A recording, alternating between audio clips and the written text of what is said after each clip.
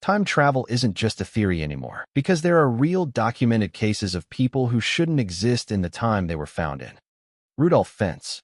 In 1951, a New York City police officer examined the body of a young man brought to the morgue after a fatal accident in Times Square. Witnesses said the man had appeared out of nowhere, gawking at the cars and neon signs as if he'd never seen anything like them before. He stepped into traffic against a red light, was struck by a speeding taxi, and died on the spot. What made this case truly bizarre was what was found in his pockets. The man was carrying coins and currency that hadn't been in circulation for decades, yet many were in mint condition. He also had items from businesses that no longer existed, a bill from a livery stable, a brass token from a long-closed saloon, and a personal letter postmarked 1876. His identification bore the name Rudolph Fentz, with a Fifth Avenue address that had been a business for years. No one there had ever heard of him. His fingerprints matched nothing on file. Eventually, investigators found a Rudolph Fentz Jr. in an old phone book. His widow confirmed that her father-in-law had vanished in the 1870s. He'd left for a walk one evening and never came back. But the story turned out to be fiction, traced back to a 1951 short story by Jack Finney called I'm Scared.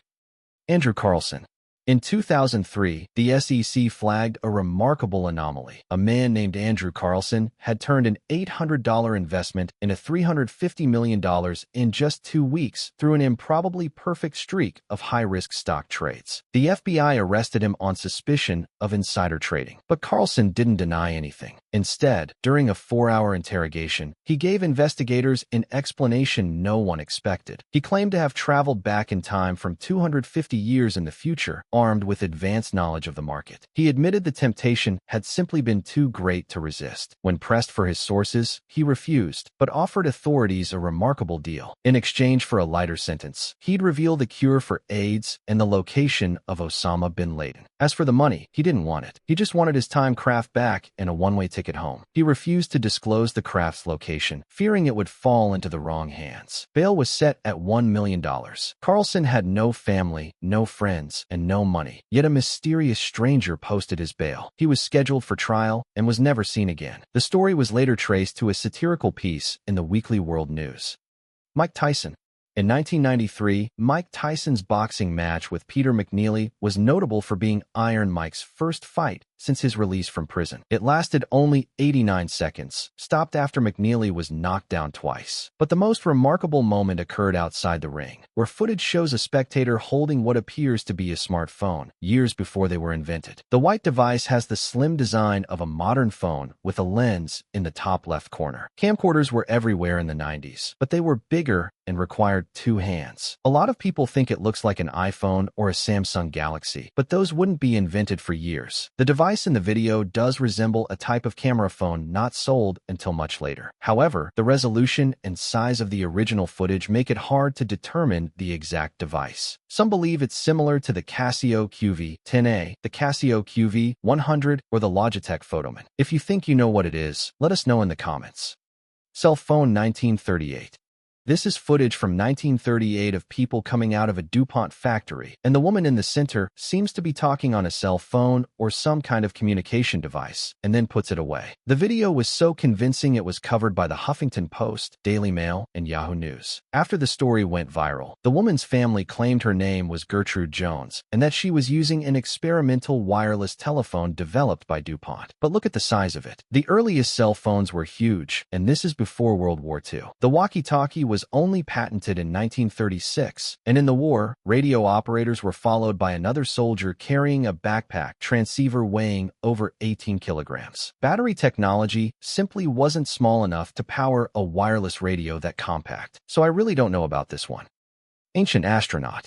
The new Cathedral of Salamanca is an impressive building in Spain, constructed between 1513 and 1733. Its facade is covered in ornate carvings of mythical creatures and historical figures, and one unmistakable image of a modern astronaut in a full spacesuit. Not just any spacesuit, either. This one has features specific to the Apollo 11 EMU worn by Buzz Aldrin: a helmet, a backpack life support system, and deep tread boots designed for dusty extraterrestrial surfaces. He appears appears to be floating, as if on a spacewalk. How could an artist have predicted all these details nearly 500 years before they were invented? Well, the sculpture is real, but when the cathedral was restored in 1992, the artist added their own modern touches, including the astronaut. 300 years from now, that church is going to confuse a lot of people. Chaplin's Time Traveler. In 2010, a video called Chaplin's Time Traveler appeared on YouTube, analyzing bonus footage from a DVD of Charlie Chaplin's 1928 film The Circus. The clip is from the film's Los Angeles premiere at Grauman's Chinese Theater, and at one point a woman walks by holding a thin black object to her ear, seemingly talking into it. There are no cell towers or satellites yet, so it can't be a modern phone. But she's definitely talking, and no one is near her. Who is she talking to? The leading theory is that she's using an early hearing aid, though that doesn't quite explain why she's talking and looking around exactly like someone on a call. She could just be talking to herself. I mean, I do that when I'm alone. The time-traveling hipster.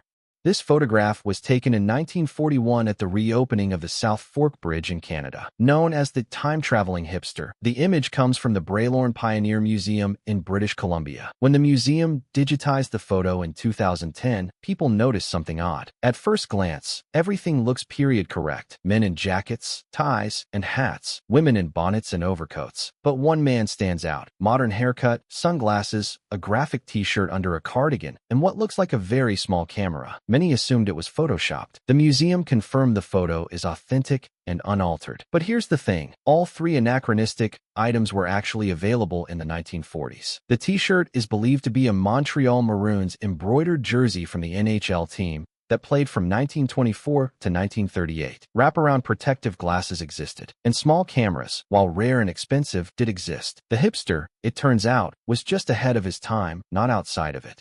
So what do you think? Are these just myths and coincidences, or proof that time travel already exists? Let me know your theory in the comments.